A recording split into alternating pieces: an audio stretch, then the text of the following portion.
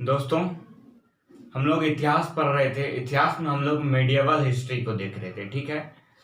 Medieval इस history में हम लोग जो है प्रांतीय राज तक हम लोग कवर कर चुके थे। ठीक है। प्रांतीय राज के बाद जो है हम जैसे पहले सिलेबस आप लोग को बताए थे, तो प्रांतीय राज के बाद जो बताए थे कि आपको जो है सूफी और भक्ति आंदोलन के बारे में पढ़ाएंगे, उसके बाद मुगल वंश को पढ़ाएंगे। ठीक है। तो प्रांतीय राज पूरी तरह खत्म होने के बाद जो है आज हम लोग का जो टॉपिक होगा, ये टॉपिक का नाम है सूफी एवं भक्ति आंदोलन। ठीक है। ये सूफी एवं भक्ति आंदोलन में जो है हम लोग सबसे पहले देखेंगे सूफी आंदोलन को। ठीक है। वैसे सूफी एवं भक्ति आंदोलन दोनों आंदोलन का जो है टाइम पीरियड जो है एक ही जैसा है, थोड़ा बहुत का अंतर है। सूफी आंदोलन थोड़ा पहले आ जाता है, बस थोड़ा पहले आता है, इसलिए पहले जो है हम लोग सूफी आंदोलन को देखने का काम करेंगे। उसके बाद हम लोग देखेंगे भक्ति आंदोलन को। ठीक है। तो ये सूफी आंदोलन को आज हम लोग देखते हैं। ठीक है। ये देखिए, तो सूफी संप्रदाय क्या लिखा हुआ है? सूफी संप्रदाय। ठीक है। तो आंदोलन तो आप लोग समझते होंगे, लेकिन ये सूफी संप्रदाय क्या है? आखिर संप्रदाय है क्या?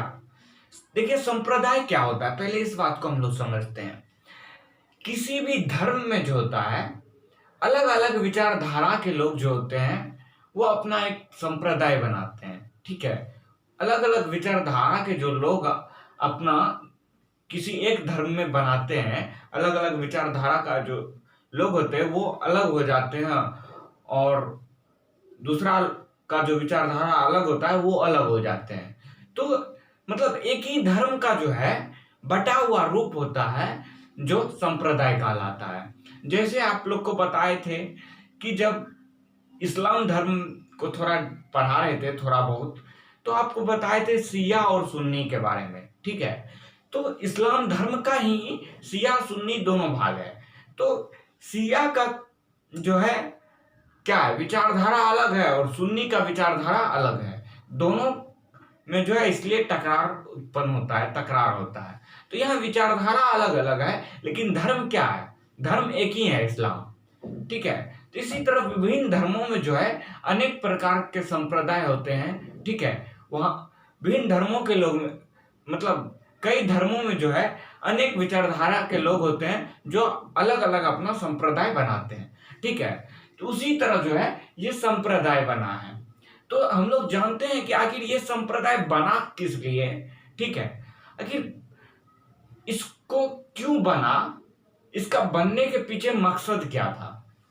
ठीक है। पहले हम लोग संप्रदाय को समझे, अब सूफी संप्रदाय में इसके पीछे मकसद क्या था। देखिए कि जब हम लोग देखे थे कि शिया सुन्नी के बारे में, ऐसा कहा जाता है कि यह संप्रदाय जो है शिया सुन्नी में जो टकरार उत्पन्न था, तो उस तकरार को रोकने के लिए जो है इस संप्रदाय का निर्माण हुआ था, ऐसा कहा जाता है कई विद्वानों के द्वारा। ठीक है।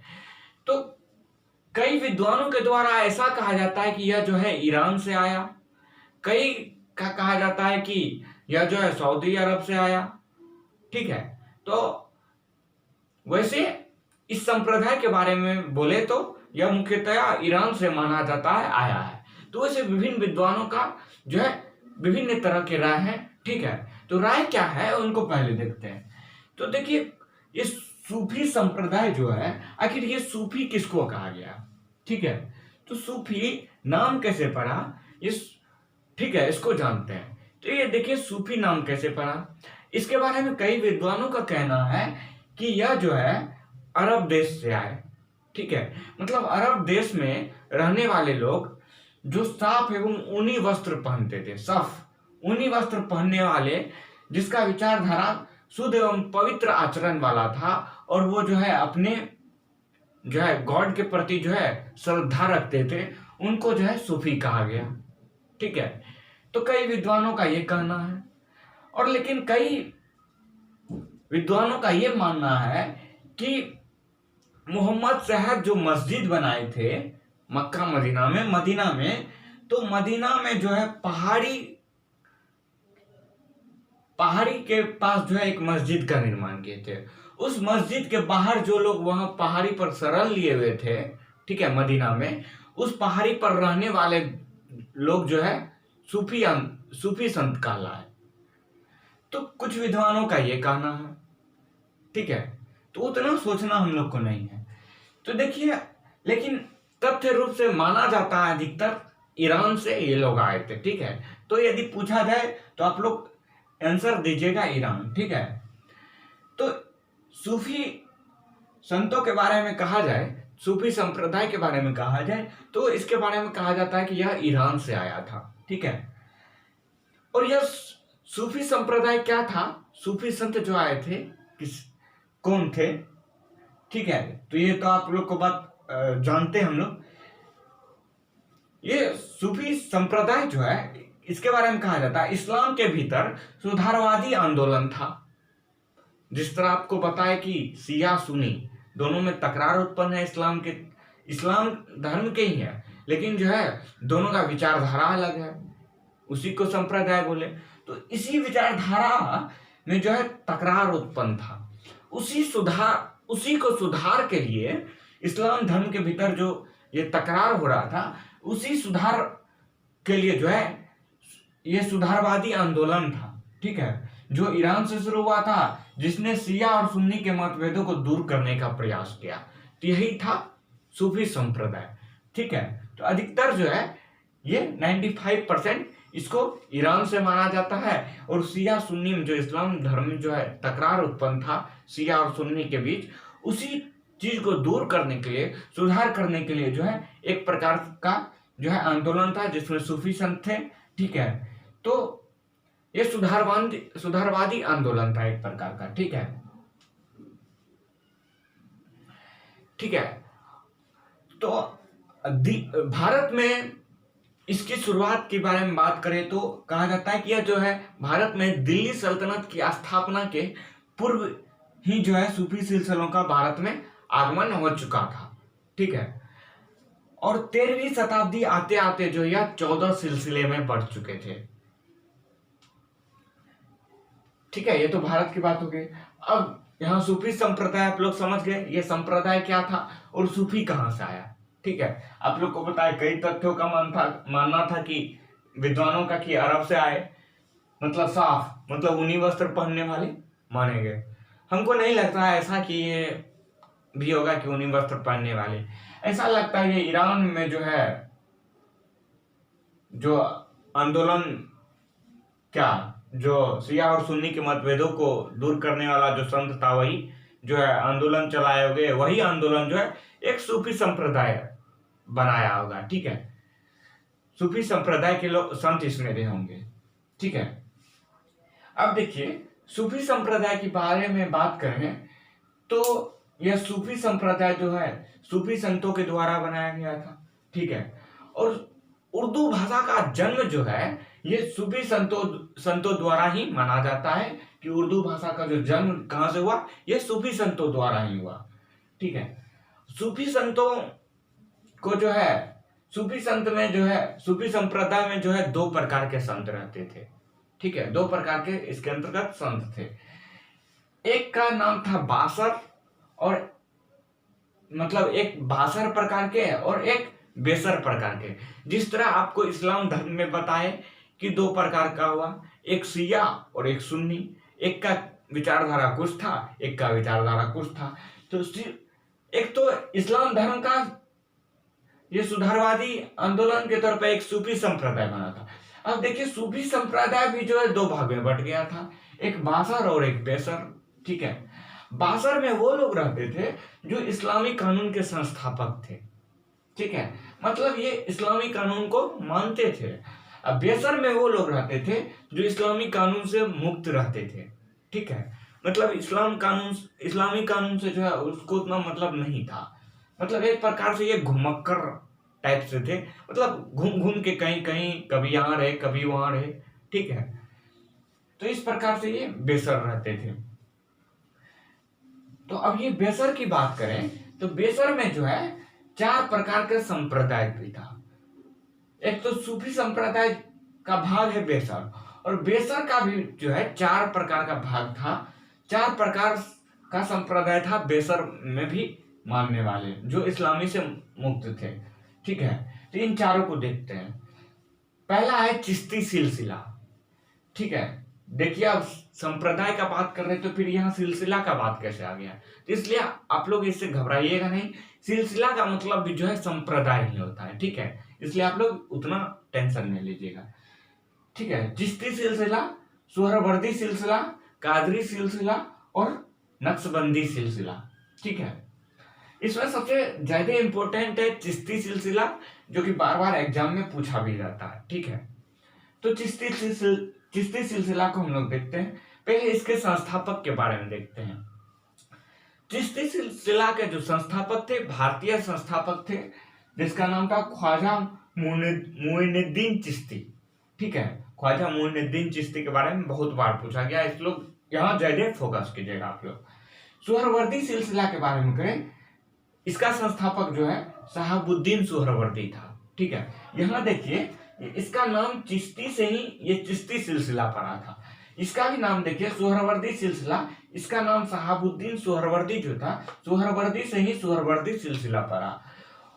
और कादरी सिलसिला का देखिए तो शेख अब्दुल कादरी खिलानी इसका संस्थापक था। तो कादिर खिलानी से ही जो है कादरी सिलसिला पड़ा। ठीक है, तीनों का नाम पे जो है ये सिलसिला पड़ा था। लेकिन इसका बात करें तो नक्शबंदी सिलसिला का जो है ये इसका संस्थापक था ख्वाजा मोहम्मद बकी बिल्ला। ठीक है, ख्वाजा मोहम्मद बकी बिल्ला नक्शबंदी सिलसिला का था, जो कि इसका नाम पे नहीं था, लेकिन जो ये भी जो है भारत में इसका जो है ये नक्शबंदी सिलसिला का चालू हुआ था। ठीक है, अब हम लोग देखते हैं पहले चिश्ती सिलसिला का। पहले चिश्ती सिलसिला के बारे में बात करें तो ये जो है पूरी भारत में जो है, दक्षिण भारत में इसका प्रचार प्रसार कौन कर रहा था और उत्तर भारत में इसका प्रचार प्रसार कौन कर रहा था, इसके बारे में देखते हैं।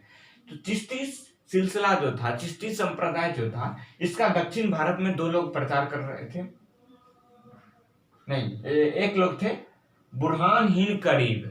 ठीक है, ये दक्षिण भारत में प्रचार कर रहे थे, और कोई होंगे शायद अभी तो माइंड में नहीं है, बुरहान-हीन करीब। ठीक है, ये दक्षिण भारत में इसका प्रचार प्रसार कर रहे थे चिश्ती सिलसिला का। और उत्तर भारत में बात करें तो उत्तर भारत में लगभग 6 लोग इसका जो है प्रचार प्रसार कर रहे थे। ख्वाजा बख्तियार काकी से आप लोग परिचित होंगे, जो है आपको बताए थे कुतुब मीनार का जो निर्माण हुआ था तो कुतुबुद्दीन ऐबक ने किया था। इस कुतुब मीनार का जो नाम पड़ा था यही ख्वाजा बख्तियार काकी के नाम पर पड़ा था। ठीक है, तो ये जो है उत्तर भारत में चिश्ती सिलसिला का जो है प्रचार प्रसार कर रहे थे। और ख्वाजा मोइनुद्दीन चिश्ती जो इसके खुद संस्थापक थे। उसके बाद बाबा फरीद, उसके बाद हजरत निजामुद्दीन औलिया, हजरत अलाउद्दीन साबिर, नासरुद्दीन चिरा दिल्ली। ठीक है, ये उत्तर भारत में प्रचार प्रसार कर रहे थे। ठीक है, ये चिश्ती सिलसिला की बात कर रहे थे। ठीक है, अब हम लोग आगे देखते हैं कि चिश्ती संप्रदाय में और क्या क्या होता था। ठीक है, और डिटेल से हम लोग आगे चर्चा करते हैं। देखिए अब आता है आपका सूफीवाद। ठीक है, ये सूफीवाद क्या होता था। ठीक है, मतलब सूफी संप्रदाय के लोग में जो सूफीवाद होगा, ये सूफीवाद क्या होता था, तो इसको परिभाषा के तौर पर समझिए। यदि एग्जाम में सूफीवाद क्या है पूछा जाएगा तो सूफीवाद के बारे में आप लोग कहिएगा कि यह जो है इस्लाम के भीतर चलाया गया जो है एक सुधारवादी आंदोलन था, जो ईरान से शुरू हुआ था। ठीक है, और किसके लिए चलाया गया था, शिया सुन्नी के मतभेदों को रोकने के लिए जो है यह चलाया गया था। ठीक है, तो यह एक प्रकार का सुधारवादी आंदोलन था। ठीक है, और इस सूफी संप्रदाय में जो सूफीवाद होते थे, ये सूफीवाद किस चीज पर आधारित था, यह जो है दार्शनिक सिद्धांत पर आधारित था। ठीक है, दार्शनिक सिद्धांत पर आधारित था सूफीवाद। देखिए आप लोग को जो है डिटेल से इसलिए हम लोग पढ़ रहे हैं ताकि किसी भी कंपटीशन एग्जाम में छूटे भी नहीं, बाकी के बाकी हम लोग का किसी भी स्टेट का पीसीएस का एग्जाम के मेंस तक जो है हम लोग को प्रॉब्लम नहीं है, इसलिए जो है उस स्टेट से हम लोग को हिस्ट्री से को पढ़ रहे हैं, ताकि किसी भी स्टेट का पीसीएस का मेंस एग्जाम तक में जो है हम लोग को कोई प्रॉब्लम नहीं है। तो इसलिए आप लोग घबराइए नहीं, पीसीएस का मेंस तक आप लोग को दिक्कत नहीं होगा, ठीक है। इसलिए हम लोग थोड़ा डिटेल से पढ़ रहे हैं। तो सूफीवाद क्या होता था, यह दार्शनिक सिद्धांत पर आधारित था, और सूफीवाद को मानने वाले जो इसके अंतर्गत संत होते थे वो क्या करते थे, देखिए उसने जो है इस्लामी कट्टरपंथ को त्याग दिया था, ठीक है। इस्लाम में जो ऐसा नहीं है कि पूरे इस्लाम में जो है कट्टरपंथी है, तो मतलब जो कट्टरपंथ था उस चीज को त्याग दिया था, मतलब हमको कट्टरपनी नहीं करना। अच्छा बात है, कट्टरपनी करके क्या हो। और क्या क्या था, सूफी संत धार्मिक रहस्यवाद को स्वीकारा था, ठीक है। धार्मिक रहस्य जो भी होता था उसको स्वीकार किया था। कर्मकांड एवं कट्टरपंथी के विरोधी, कर्मकांड जो होता है, हिंदू में भी कर्मकांड होते, और जो भी इस्लाम धर्म में भी जो कर्मकांड होता था वो सबका विरोधी था, और कट्टरपंथी का तो विरोधी था ही। देखिए इस्लाम एवं कुरान को जो है सूफी संत स्वीकार किए थे, ठीक है। यहाँ तो आपको पता है इस्लामिक कट्टरपंथ को त्याग दिया था, कट्टरपंथ को भले ही त्याग दिया था लेकिन इस्लाम को स्वीकार किया था, लेकिन उसका कट्टरपंथ को नहीं, और कुरान को स्वीकार किया था, क्योंकि ये सब जो है पवित्र चीज था, इस सब को स्वीकार किया था, ठीक है सूफी संत। अब हम लोग आगे बात करते हैं। अब देखिए ये सूफी संत जो होते थे, ये सूफी संत जो है एकेश्वरवाद पर विश्वास करते थे, मतलब इसका कहना था कि ईश्वर एक ही है, ठीक है, और वह सब जगह है। तो यह एकेश्वरवाद पर विश्वास करते थे, और यह जो है सूफी संत ईश्वर को जो है प्रियतमा के समान मानते थे। प्रियतमा मतलब बहुत प्रिय, ठीक है, ईश्वर को ये प्रियतमा के समान मानते थे। और सूफी संत क्या करते थे, प्रियतमा को आकृष्ट करने के लिए जो है उनके लिए नाच गान कव्वाली सब करते थे। उसके साथ साथ देखिए प्रियतमा के लिए जो है त्याग देते थे, प्रेम करते थे, भक्ति करते थे, उपासना करते थे, अहिंसा करते थे, ताकि प्रियतमा को अधिक से अधिक लुभाया जा सके, प्रियतमा जो है उनकी ओर बहुत अधिक से अधिक आकृष्ट हो, इसलिए जो है ये सब चीज सूफी संत करते थे, ठीक है। अब देखिए जो भी सूफी विचारधारा के थे, सूफी विचारधारा में गुरु, जो भी गुरु होते थे उनको पीर कहते थे, ठीक है। अभी ना गुरु कहते हैं, तो उस समय जो है पीर कहते थे उसको पीर, और शिष्य जो होते थे उसको कहते थे मुरीद, ठीक है। गुरु पीर कहलाता था और शिष्य मुरीद के संबंध पर बल दिया गया। सूफी विचारधारा में जो भी था, सूफी संप्रदाय में, और सूफी विचारधारा को जो है इसमें गुरु और शिष्य मतलब मुरीद के संबंध पर जो है अधिक बल दिया गया है। आगे देखते हैं।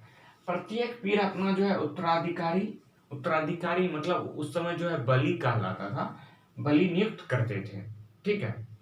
तो यहाँ तक हम लोग को बात हो गया सूफी संप्रदाय का, और आगे हम लोग देखते हैं। इसके बाद क्या हुआ कि आप लोग को पहले ही बता दिए हैं कि जो है सूफी संप्रदाय जो है दो भाग में बट चुका था, ठीक है। जो एक था इस्लाम को मानने वाला, एक इस्लाम को नहीं मानने वाला, मतलब घुमक्कड़ टाइप का, ठीक है। अब देखते हैं हम लोग, ये तो यहाँ तक बात हो गया। अब हम लोग देखते हैं भारत में सूफी संत को, ठीक है। लेकिन भारत में सूफी संत का आगमन कब हुआ, महमूद गजनवी के बारे में आप लोग को पढ़ाए थे, ठीक है। तो भारत में सूफी संत का जो आगमन हुआ था यह महमूद गजनवी के समय हुआ था, ठीक है। अब प्रथम सूफी संत जो भारत आए थे उनका नाम था शेख इस्माइल, ठीक है। यह कई बार एग्जाम में वैसे पूछा भी जाता है, पीसीएस सबका एग्जाम दीजिएगा तो। शेख इस्माइल जो है प्रथम सूफी संत थे जो भारत आए थे, और वो कहाँ आकर के बसे थे, लाहौर में आके बसे थे, ठीक है। अभी फिलहाल वो लाहौर पाकिस्तान का क्षेत्र पड़ता है, तो वो लाहौर में आके बसे थे। फिर शेख इस्माइल के बाद जो है अगला उन्हीं का उत्तराधिकारी आते हैं जिनका नाम होता है शेख अली बिन उस्मान अल हुजवीरी, नाम काफी लंबा है, ठीक है। तो इसका एक और मतलब नाम से जाना जाता है, दातागंज बख्श के नाम से भी इसको जाना जाता है, शेख अली बिन उस्मान अल हुजविरी का, ठीक है। इसको दातागंज बख्श के भी नाम से जाना जाता है। इसका जो है लाहौर में जो है वहाँ जो है एक बनाया गया है एक, इसका कब्र मत मानिए, इसका बड़े बड़े लोग का क्या बनता है, बड़े बड़े लोग का जो वो टाइप से बनता है, उसको क्या कर सकते हैं, थोड़ा मतलब उर्दू लैंग्वेज सब में मतलब थोड़ा डिस्टर्ब होता है। तो वो वहाँ जो एक हम मान लेते हैं कब्र, मतलब कब्र नहीं सोचिएगा, मतलब जिस भी बड़े व्यक्ति का जो है पूजा पाठ किया जाता है इस धर्म में, ठीक है। तो वहाँ जो है पूजा पाठ करने के लिए जो है दातागंज बख्श भी एक जगह है, लाहौर में है, हालांकि अभी पाकिस्तान क्षेत्र में, वहाँ पूजा पाठ भी करते हैं। तो वहाँ किसका अति था, शेख अली बिन उस्मान अल हुजविरी का, जिसका नाम दातागंज बख्श भी था, ठीक है। ये दातागंज बख्श जो है एक किताब भी लिखे थे, ठीक है। इस किताब का नाम था कशफुल महजूब, कशफुल महजूब, ठीक है। तो इसको आप लोग ध्यान रखिएगा। शेख इस्माइल का उत्तराधिकारी था ये दातागंज बख्श, या शेख अली बिन उस्मान उल हुजविरी, ठीक है। तो यहाँ तक हम लोग भारत में सूफी संत का बात कर लिए, जहां तक पूछा जाता है, ठीक है। अब हम लोग बात करते हैं सूफी संप्रदाय के बारे में जाने। अब थोड़ा हम लोग भारत में जो चिश्ती संप्रदाय चल रहा था, चिश्ती संप्रदाय जो प्रसिद्ध था, उसको हम लोग देखते हैं, ठीक है।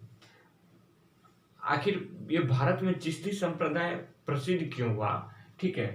क्योंकि ये सब जो है इस्लामिक कट्टरपंथ को त्याग, कर्मकांड, ये सब जो है बहुत अच्छा चीज था। इसी की वजह से जो है यहाँ जो है चिश्ती संप्रदाय जो है फैला भी।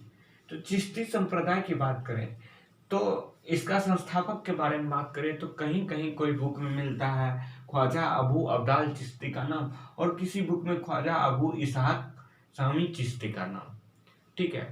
तो इसलिए जो हम क्या किए, दोनों नाम लिख दिए हैं, ताकि जो है छूटे भी नहीं, और दोनों नाम आप लोग याद रखिएगा, ठीक है।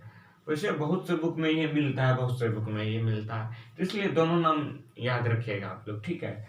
यह चिश्ती संप्रदाय का संस्थापक था। भारत में जो है चिश्ती संप्रदाय का जो प्रसार किया था, आपको पहले भी बता चुके हैं, अभी भी जानिए, ख्वाजा मोइनुद्दीन चिश्ती।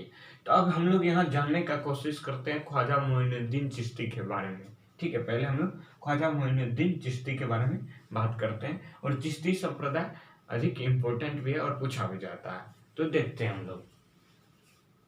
चिश्ती संप्रदाय का भारत में बात करें तो आप लोग को बताया था कि ख्वाजा मोइनुद्दीन चिश्ती जो है भारत में इनका प्रचार प्रसार कर रहा था। तो हम लोग ख्वाजा मोइनुद्दीन चिश्ती के बारे में देख रहे थे। तो देखिए ख्वाजा मोइनुद्दीन चिश्ती जो है, ये इसका टाइम पीरियड है 1141 से 1236 ईस्वी तक, ठीक है।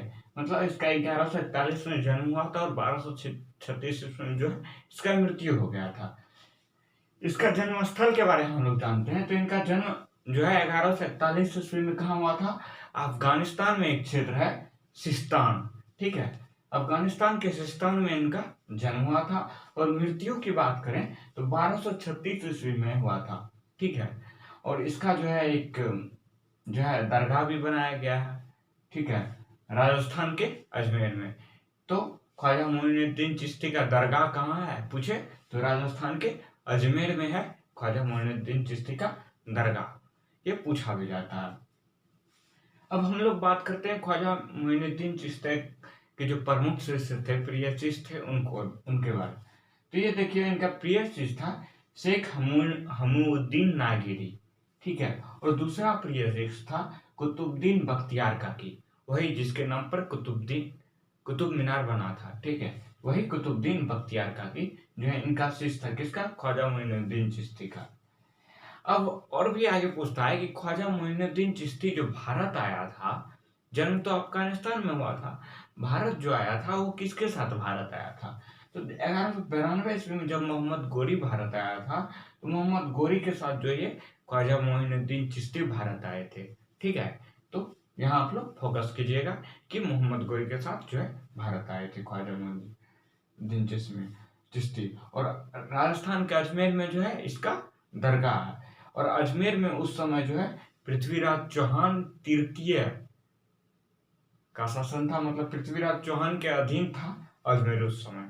ठीक है, दरगाह के बारे में आपको तो बता दिया, अजमेर में स्थित है, पूछा भी जाता है। और यह जो दरगाह जो अजमेर में स्थित है, तो वहाँ जो है ख्वाजा साहब नाम से जो है ख्वाजा मोइनुद्दीन चिश्ती प्रसिद्ध है। ठीक है, और इस दरगाह का जो है मुगल सम्राट अकबर ने जो इस दरगाह का 2 बार पैदल यात्रा भी किए थे। ठीक है, 2 बार पैदल यात्रा किए हैं मुगल सम्राट अकबर इस दरगाह का, ख्वाजा मोइनुद्दीन चिश्ती के दरगाह का। अब हम लोग इसके जो शिष्य हैं शेख हमूद्दीन नागौरी, कुतुबुद्दीन बख्तियार काकी, तो ये दोनों शिष्यों के बारे में भी हम लोग जान ही लेते हैं। तो देखिए, पहले हम लोग जानते हैं ख्वाजा कुतुबुद्दीन बख्तियार काकी के बारे में। ठीक है, इसका टाइम पीरियड है 1186 से लेकर के 1236 ईस्वी तक। ठीक है, इनका जन्मस्थल के बारे में बात करें तो 1186 ईस्वी में जन्म हुआ था फरगाना में। ठीक है, और मृत्यु की बात करें तो 1236 ईस्वी में दिल्ली में हुआ था। और दिल्ली में जो है कुतुब मीनार भी है जो इनके नाम पर है, जो कि कुतुबुद्दीन ऐबक द्वारा बनाया गया था। इनके प्रमुख शिष्य के बारे में बात करें, इनका प्रमुख शिष्य 2 था, शेख बहाउद्दीन गजनवी और शेख फरीद।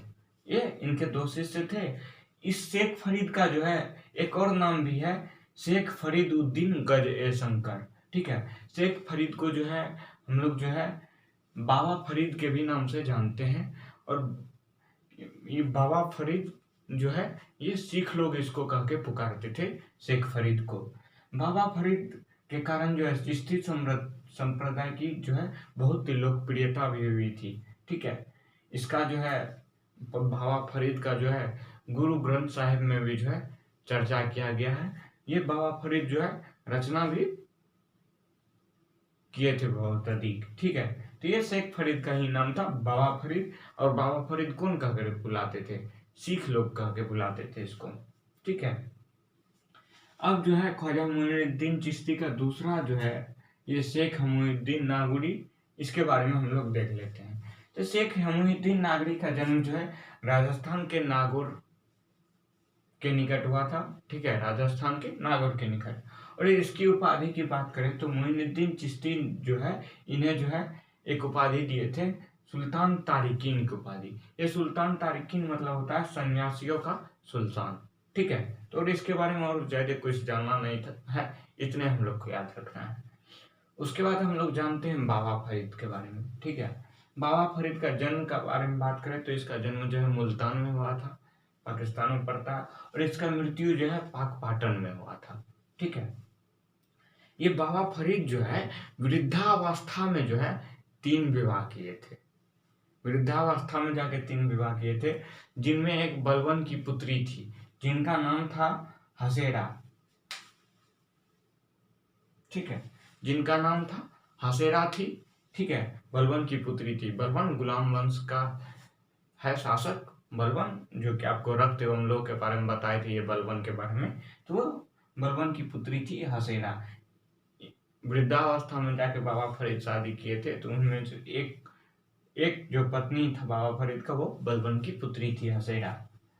और बाबा फरीद गुरु नानक जो है बाबा फरीद से बहुत प्रभावित भी हुए थे। और ये नहीं देखिए कि गुरु नानक प्रभावित हुए थे इसका मतलब कि बाबा फरीद के टाइम जो है गुरु नानक का जन्म हुआ था, ऐसा नहीं है।